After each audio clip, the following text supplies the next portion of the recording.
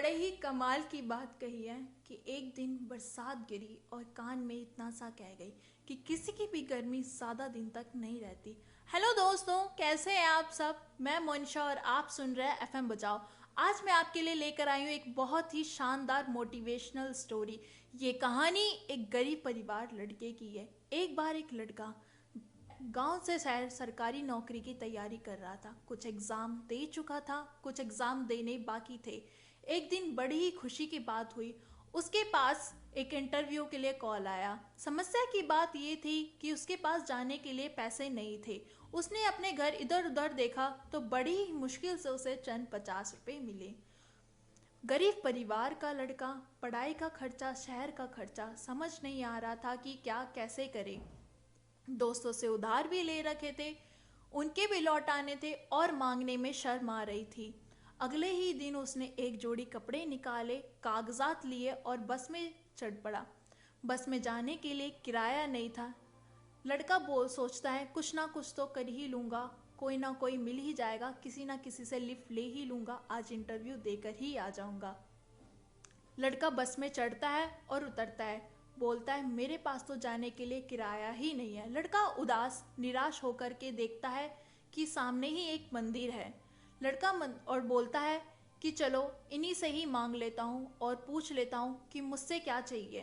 लड़का मंदिर की तरफ जाता है और कहता है कि अब आप ही मुझे इस समस्या से बचा सकते हैं। लड़का मंदिर की तरफ से उतरता है और सीढ़ियों पे बैठ करके जूते बांध रहा होता है। देखता है सामने ही एक फकीर बैठा हुआ है, उसके कटोरे में बहुत सारे पैसे रखे हैं।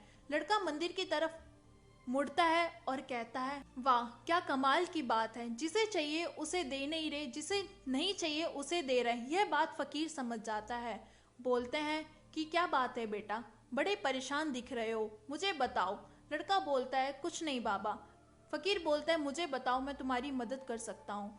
लड़का बोलता है कुछ नहीं बाबा, आप क्या मदद करोगे, आप तो खुद ही लोगों से मांग करके कमाते हो। बाबा बोलते हैं नहीं, मैं मांग करके नहीं कमाता। इस मंदिर में जो भी आता है वह मुझे इसलिए नहीं देता है क्योंकि मैं मांग रहा हूँ, वह मुझे इसलिए देते हैं क्योंकि वह पुण्य कमा रहे हैं। मुझे बताओ, मैं तुम्हारी मदद कर सकता हूँ। लड़का बोलता है कुछ नहीं बाबा, इंटरव्यू के लिए जाना है, 500 रुपये चाहिए, कम से कम चाहिए।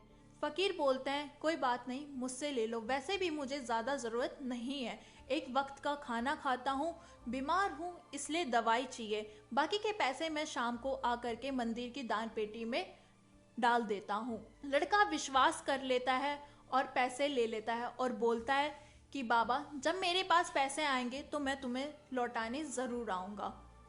बाबा बोलते हैं कोई बात नहीं बेटा, मैं यहीं बैठा हूँ और कोई मेरा ठिकाना भी नहीं है। लड़का इंटरव्यू के लिए जाता है और यकीनन उसका सिलेक्शन हो जाता है।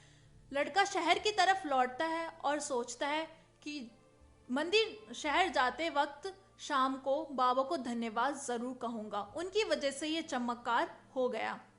लड़का मंदिर की तरफ जाता है और देखता है वहाँ का तो माहौल ही बदला हुआ है, बहुत सारे लोग इकट्ठा हैं, भीड़ जमा है। लड़का पूछता है यहाँ पे क्या हुआ। वहीं एक व्यक्ति बोलता है कुछ नहीं, एक फकीर की मौत हो गई है। लड़का भीड़ को हटा करके आगे बढ़ता है और कहता है अरे ये तो वही बाबा हैं जिन्होंने मेरी मदद की थी। वहीं एक व्यक्ति बोलता है कि आज इन्होंने दवाई नहीं लिए, शायद पैसे नहीं रहे होंगे। लड़का बोलता है वाह क्या कमाल की बात है, एक इंसान किसी की जिंदगी बनाने के लिए अपनी जिंदगी दांव पे लगा गया। लड़का अचक हैरान। वहीं एक इंसान बोलता है कि क्या हुआ, फकीर ही तो था, वैसे भी किसी काम का नहीं था। ये छोटी सी बात हमें ये सीख सिखाती है कि भरोसा रखो, जब आपको लगे लाइफ में आपका कुछ नहीं हो सकता तो कोई ना कोई आपको ज़रूर मिलेगा मदद करने के लिए। आपको भी नहीं मालूम ऊपर वाला आपको कब किसी की मदद के लिए भेज दे। लाइक करें, कमेंट करें, शेयर करें। ऐसी ही और स्टोरी सुनने के लिए बने रहें एफएम बजाओ के साथ और सुनते रहें एफएम बजाओ। Thank you.